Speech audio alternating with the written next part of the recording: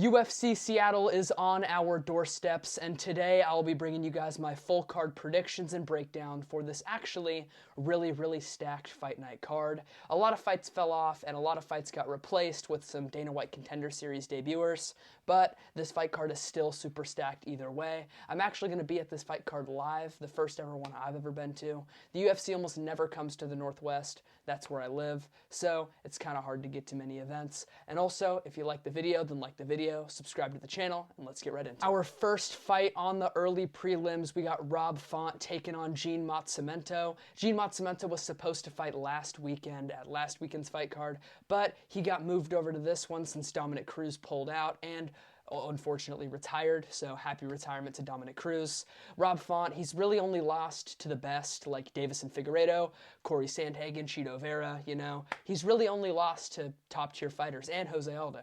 Besides that, he's coming off of an amazing win over Kyler Phillips, who really nobody expected him to win that fight. Kyler Phillips had a lot of hype behind him. I'm pretty sure he was like minus 300 or something crazy. And Rob Font really just went out there and showed his crafty vet skills and just pieced him up and dominated him for 15 minutes.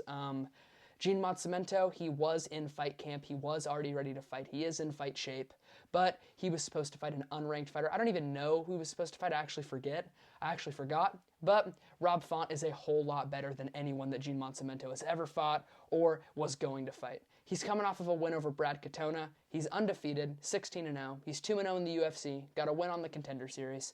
Gene Matsumoto is very good, but I just think that it's a little bit too early to give him such a step up like Rob Font. Obviously, this matchup was not ideal from the UFC, and Gene Matsumoto was not supposed to fight Rob Font, but I think Rob Font should be able to go out there and pick apart and just outclass Gene Matsumoto on the feet and on the ground and really anywhere that he wants the fight to go. So I am going to take Rob Font by a 30-27 unanimous decision. Moving on, we have Modestas Bukauskas taking on Rafael Caquera. Rafael Caquera, he was 11-0 before making his UFC debut against Ibo Aslan, and then he got knocked out in 51 seconds. One of the worst ways your debut could have gone if you're Ibo Aslan, and it was just an absolutely terrible look. To be fair, he fought Ibo Aslan. Ibo Aslan is an absolute killer. He's like, 14-1, and all of his wins are by KO. So I can't even really blame Caquera for getting knocked out, but just absolutely not ideal for his UFC debut. Now he's fighting Modestas Bukauskas, who has had a complete resurgence in the UFC after getting cut in the UFC a few years back. He is the guy that got his knee completely shredded by Khalil Roundtree by that oblique kick. I know that you guys have probably seen that before. He got cut from the UFC after that, went over to Cage Warriors, became a champion at Cage Warriors, won a bunch, and now he's back in the UFC, and he's fighting with an absolute, it's just an unreal level of confidence that he's fighting with. It's totally different than before. He just looks like a completely new fighter, so I am going to pick him to beat Rafael Caquera by a second round KO. Moving on, we have Mansour Abdul Malik taking on Nick Klein, and I don't even really want to spend any time on this. Nick Klein is awful.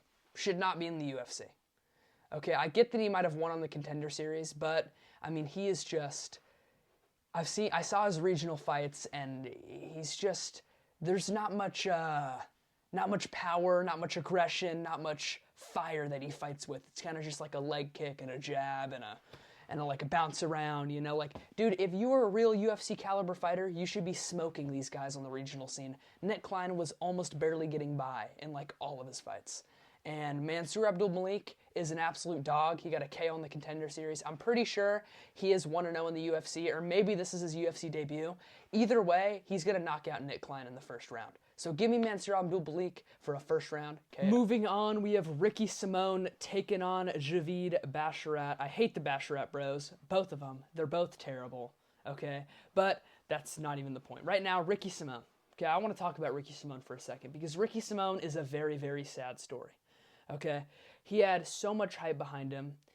He's still the last person to beat Merab Dvalishvili. I remember after he beat Jack Shore, a lot of people thought that he was next up, right? He was big. He got a big main event against Song Yadong. He had a huge shot, got knocked out by Song Yadong, and now he's on a 3-fight losing streak, and he just lost to Vinicius Oliveira, where he looked the worst I've seen yet. He fought so defensively sound. He did almost nothing offensively against Vinicius Oliveira. He fought on the back foot. He covered up. He shelled up. He barely shot any takedowns, and it was very, very disappointing to see. But Ricky Simón, he's still a super good fighter. He has a very, very good blast double, a very, very good overhand, and he has a pretty gnarly leg kick. And I do think that that should be enough to beat Javid Basharat.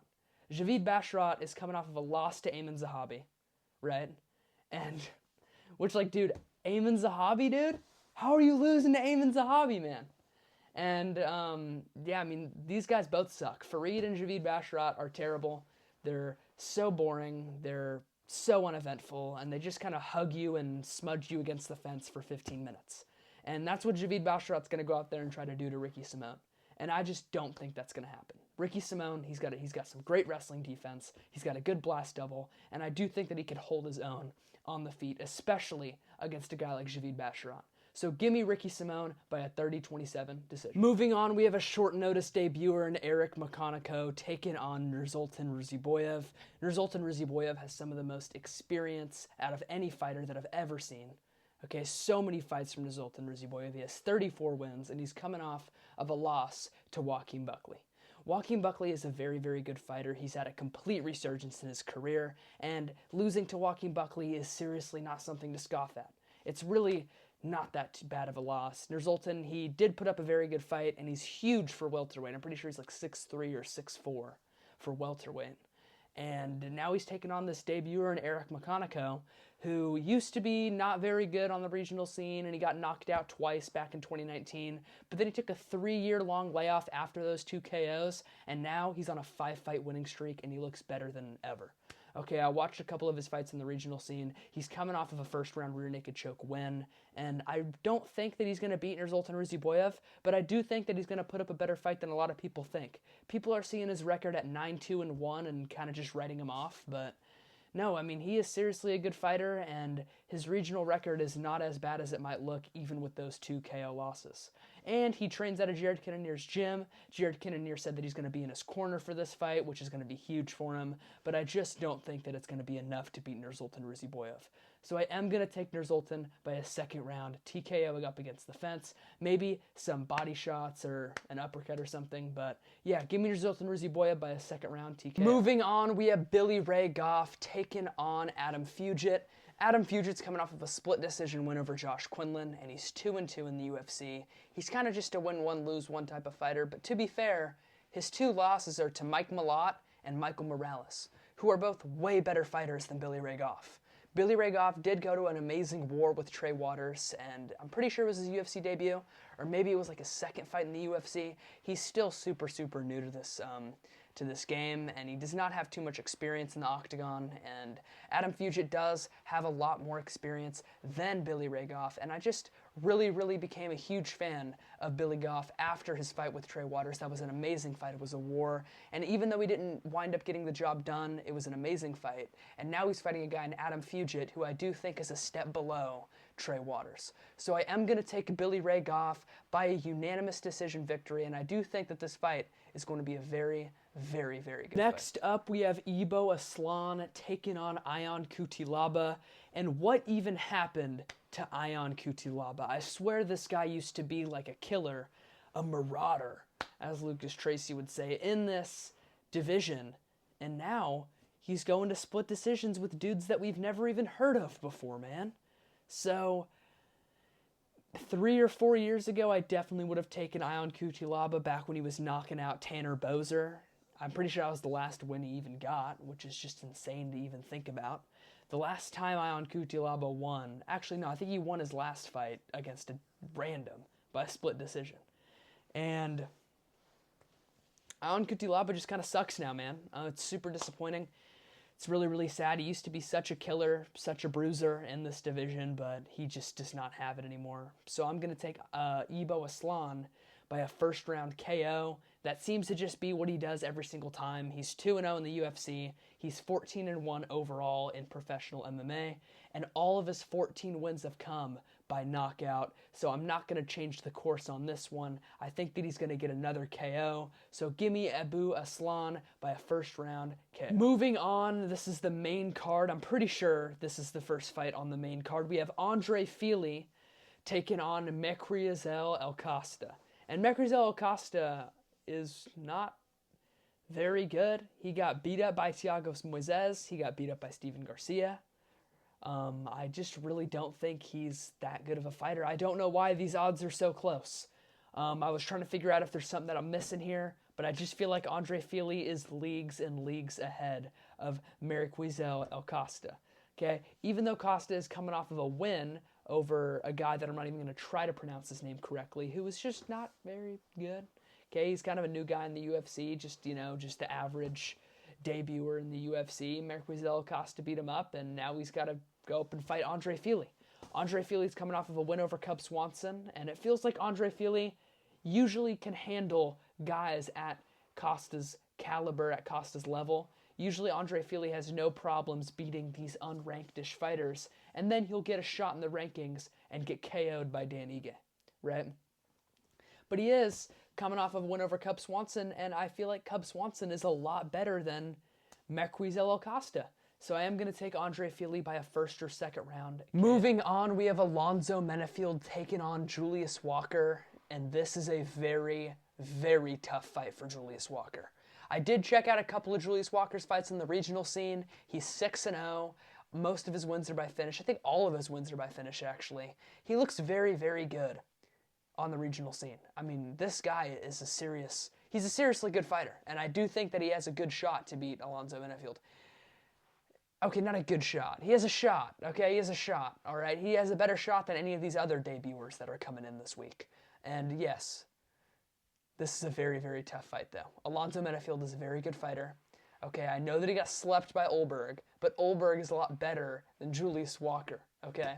And Alonzo Menifield came in just kind of guns blazing, swinging. It was super, super stupid approach from Alonzo Menifield, and I don't think that he's going to take that approach to this fight with Julius Walker.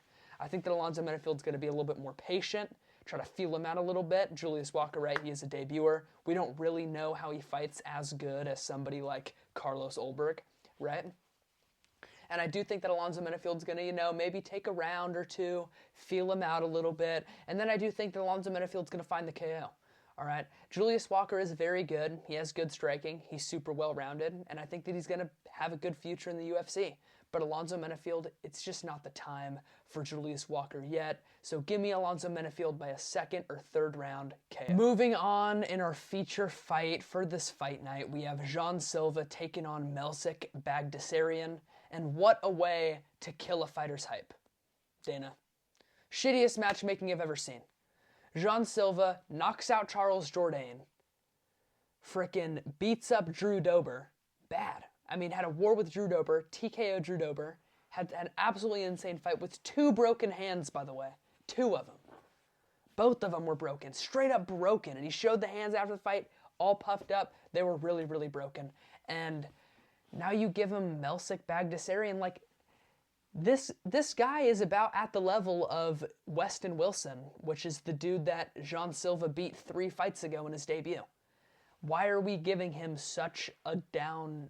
why are we giving him such a step down in competition? We should have given him like a ranked fighter or something. I would have loved to see him fight. I would have loved to see him fight Dan Ige. I would have loved to see him fight Dan Ige. I feel like that would have been a really, really good fight, and that's the fight that I was calling for. But now you give him Melsik Bagdasaryan, who fights once every year and a half. He's been in the UFC for 4.5 years, and he has 4 fights in the UFC. This is terrible. I mean, I get he's 3-1, but he hasn't fought since the beginning of 2023. And it's like, what are we even doing here, UFC? Jean Silva's going to knock him out, I understand, and it's going to be a great fight, and it's going to be cool. But it's like, we should have given him a guy a huge step up. Why are we giving him such a big step down? We already know that Jean Silva is going to be better than this guy. And now... I don't know. This matchmaking was very, very disappointing. I'm very upset by Dana White's decision on booking this fight. It wasn't even a short notice fight either. I mean, this fight was booked, signed, and planned to happen. I have no idea why this was made. Shittiest matchmaking ever. Give me Jean Silva by first round KO. Moving on in our co-main event, we have Brendan Allen taking on Alexander Fluffy Hernandez. And I think Alexander Fluffy Hernandez is one of the best contenders in this division right now. Brendan Allen, he's still a very good fighter. He's coming off of a loss to Nasruddin Imavov, and I understand that. And I do think that he also should have lost to Chris Curtis in that fight as well. I think that was a bad robbery. I think they only gave Brendan Allen that fight because Chris Curtis tore his hamstring in the last 10 seconds, and that wasn't even damage caused by Brendan Allen. That was just a funny step by Chris Curtis. And it's very disappointing to see Brendan Allen at the top getting top-level fights like this. I don't think that he should be here. I don't think he should be in this situation. And I think that Alexander Fluffy Hernandez is kind of going to walk him down. Brendan Allen might win the first, but the second and third, Fluffy Hernandez will no doubt come alive. And I do think that Alexander Hernandez is going to use his amazing cardio to his advantage and beat Brendan Allen by a 30-27 decision. And now in the main event of the evening, we got Henry Cejudo taking on Song Yadong, and I do think that this fight is going to be amazing. All right, it's going to be two guys standing in the middle, throwing big overhands, big hooks, big ugly overhands, you know, just brawling, you know, because that's what Henry Cejudo thinks he can do now. Okay, I do think that Henry Cejudo is going to take down Song, no doubt. He's going to take him down once or twice, and I think this fight's going to be very good to start. But Song Yadong will come alive. Henry Cejudo's age will show, mark my words, and I do think that Song Yadong is going to find a KO in the third round. I think Henry Cejudo is going to win the first, going to wrestle him really well. He's going to take him down. He's going to hold him down maybe for a round. But I do think that Song Yadong is going to be able to come alive and show his true power. I think on the feet, Henry Cejudo is going to try to stand in the pocket and slang and bang with Song Yadong, but the problem is Song Yadong's about 10 years younger and has about 10 times more power than Henry Cejudo. And for that reason, I am going to be taking Song Yadong by a third round KO. I'm so excited for this fight card. I'm so excited to go see it live. And yeah, who's with me?